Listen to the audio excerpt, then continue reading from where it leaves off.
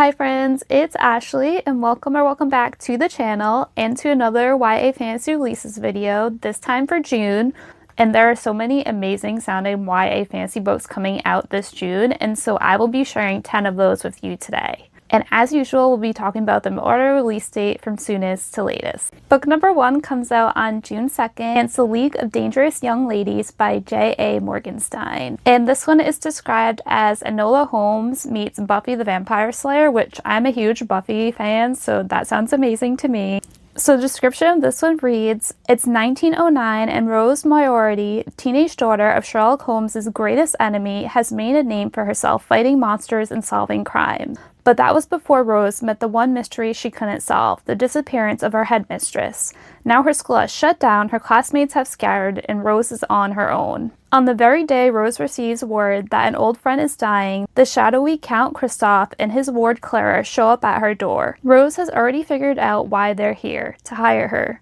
And what's in their bag? An ancient orb with incredible powers. But questions remain. Can Rose convince these strangers to help save her friend's life? What are the grotesque bug-shaped stalkers that plague their every step? And how can Rose pursue this adventure while avoiding a particular boy from her childhood? The only thing that is certain is that Rose is no longer alone because danger forges strange alliances, and Professor Moriarty wasn't the only famous villain to have a daughter. So this one just sounds very intriguing and a lot of fun. I like that our main female character is the daughter of the enemy of Sherlock Holmes, and that there's also going to be other characters who are daughters of villains. And also, I am interested to know who the particular boy from her childhood is that she is trying to avoid. Book number 2 also comes out on June 2nd, and it's Shadow Reaper by Lynette Noni. So this one I am super excited for because it is by an author whose other YA fantasy series I love. And that series is the Prison Healer series. So I read this a couple years ago, loved it. And so I'm really excited for this new YA fantasy book by her. And tell me why I didn't even know this book was coming out until I was researching books for this video. And when I found out about this book, I got super excited, and it's shot to the top of my TBR for June. I'm gonna read the description to you. The city of Arborville is in peril, plagued by a deadly black mist and reapers who roam the streets, stealing magic from innocent children in their thirst for power. The 17-year-old Bandreddi Solace has trained for years to hunt these reapers, but their rakes keep growing, led by the man who murdered her parents, the Reaper Priest. When the priest's most loyal follower, Reeve Ashton, is captured, he offers Viri a chance to avenge her parents, for a price. She knows better than to bargain with the Reaper, let alone this Reaper, but his offer is too good to resist. Soon she's breaking him out of prison, colluding with his crew of magic thieves, and following him deep into the Black Mist Forest in search of an ancient legend. Also, they can stop the Reaper Priest's plot to doom the city. Viri is staking her life on Reeve's plan, but how can she trust a silver-tongued criminal to keep his word? And how can she trust her own heart when a buried secret could shatter everything? So this one just sounds amazing and full of action and intrigue, and the description is definitely giving me One Dark Window vibes and The Night and the Moth vibes. And I especially want to know more about the mysterious Black Mist and the Reapers. Book number 3 also comes out on June 2nd, and it's Their Will Undone by R.J. Valladeperas. This is book 1 in a historical romantasy duology, and this story was inspired by the Incan maiden of Yuyayako. The description of this one reads, in Amaru is an honor to be chosen in the annual harvest and serve the god's favored emperor. Nina's brother has already been chosen, but when the emperor's men come a second time for her sister, Nina volunteers instead. She is taken to the Akliawazi, a gilded cage where women train to become servants or wives for the ruling class. It is there that a soldier comes to collect her, and Nina learns of her fate to become a wife to the emperor. As the emperor's trusted friend and soldier, Kasich is ordered to retrieve Nina and deliver her untouched. But the emperor's betrothed is not as he expected. The distrust between Nina and Kasich is thicker than the trees surrounding them, and Kasich's honor is put to the test when their path back to the capital leads them into dangerous territory. Their lives and hearts are in peril as forbidden desires are unearthed, along with a stirring of dark magic in Nina that inexplicably ties her to the gods. What begins as a simple task becomes a tense journey that forces Nina and Kasich to confront where their true loyalties lie. With the emperor and the fate of their people, or with the desires of their own hearts. So for this one, I'm intrigued that it's inspired by a true story, and also the forbidden romance just sounds like it's going to be so much fun. And of course, I also want to know more about this dark magic that Nina possesses. Book number 4 also comes out on June 2nd. It's The Spiritualists by Kristin O'Donnell Tupp. The description of this one reads, Stella Baudon is never alone, never, and yet she is the loneliest person she knows, dead or alive. A gifted psychic who can hear the voices of spirits, all Stella wants is to con enough people to survive on the brutal New York City streets and find a way to deal with the tragic death of her sister. Performing seances in parlor rooms and tarot readings by candlelight, Stella is barely holding on. Until she meets Pax, a mysterious young man who offers Stella an invitation and a promise. Join a secret group of talented mystics who explore the darker realms of spiritualism, and together they will get revenge on her sister's killer. But how can Stella admit she is the reason her sister is dead? In the hope of righting past wrongs, Stella joins Pax and his team of mystics. It's soon clear there is more beyond their partnership than just vengeance. They must tread carefully, though, because in the world of spiritualism, not everything is what it seems, especially when communing with the unknown. So this one caught my eye because it has characters with psychic abilities. I have a weakness for those kind of stories. And it's also giving me the vibes of one of my favorite series with characters that have psychic abilities, and that is The Diviners by Leva Bread. And this one also takes place in the 1900s as well. And then the line in the description that says, but how can Stella admit she is the reason her sister is dead, also just further made me interested in this book. Book number 5 also comes out on June 2nd, and it's A Game of Oaths by S.C. Bandreddi.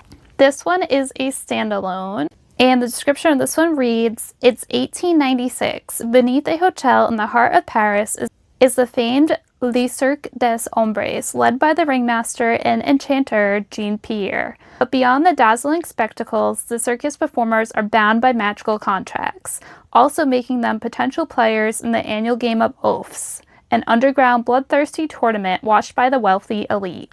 12 will compete, 11 will die. 17-year-old trapeze artist Fallon Sunkara is out for revenge. After her sister ended up as one of the unlucky 11 last year, Fallon wants nothing more than to make Jean-Pierre pay for her death. When she's chosen to compete in this year's tournament, Fallon is not above playing dirty and forging unlikely alliances. But to be the last one standing, she has to determine whom to trust and whose motives to question.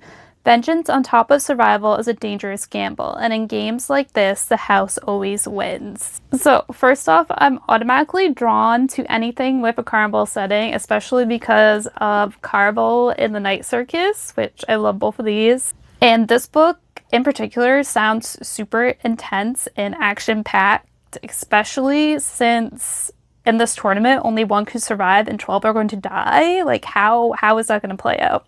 Book number 6 comes out on June 16th, and it's A Prince Among Pirates by Katie Abdou. This one is a standalone. So the description of this one reads, Kit Davenport is in trouble. Not that this would surprise anyone who knows him. Headstrong, reckless, and utterly unsuited for the stodgy House of Lords, Kit has spent years dodging his father's stern disapproval and delighting in clandestine rendezvous. But time is running out. With an arranged marriage looming and the confines of white wigs and stiff decorum closing in, Kit is desperate to escape a life that feels completely wrong for him. His solution? A wildly impulsive decision that lands him aboard the Deliverance, a galleon captained by the infuriatingly charismatic Reggie Sharp. With a devil-may-care attitude and a delicious grin, Captain Sharp commands the waves with his crew of misfits, who all turn out to be pirates. Before Kit can say wrong ship, he's trading ballroom etiquette for rum-soaked camaraderie, explosive gunfights, and perhaps most excitingly, heart-stopping kisses under the stars. But life at sea holds just as many secrets as treasures, and when Kit's past catches up with him, he'll have to decide who he truly wants to be, a gentleman or a pirate. So this one just sounds really cute and cozy and fun. And I'm always up for a story that has pirates in it. Book number 7 comes out on June 23rd, and it's All We Hunger For by Anna Mercier.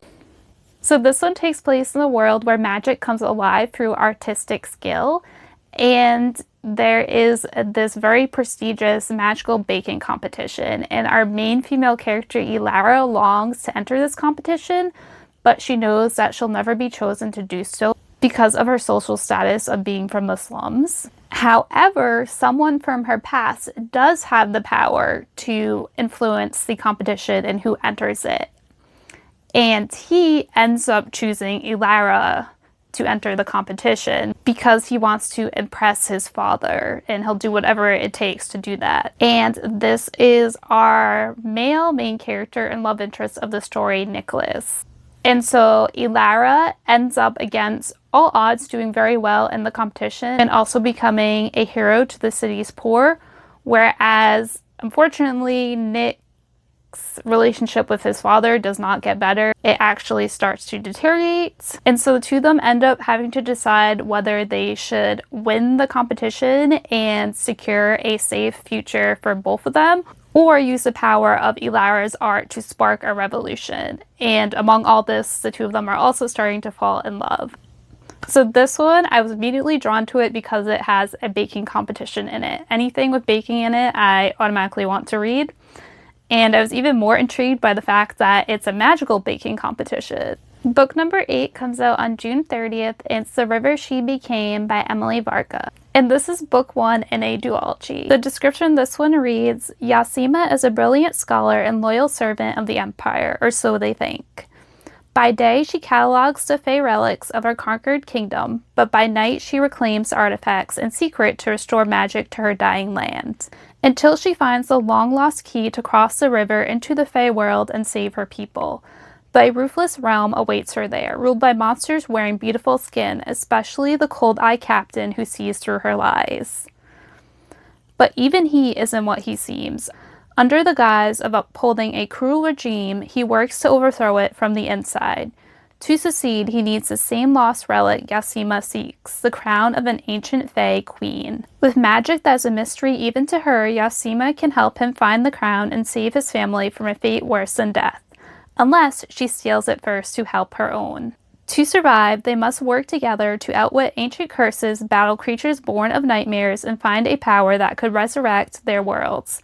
But as secrets unravel and loyalties blur, they face the greatest danger of all, losing their heart to each other. This one, I'm very fascinated by the world building and the plot and how it's given the Mummy and What the River Knows vibes. And also, of course, the romance also sounds like it has the potential to be really good as well. Book number 9 also comes out on June 30th, and it's When Dealing with Dragons by Dana Swift.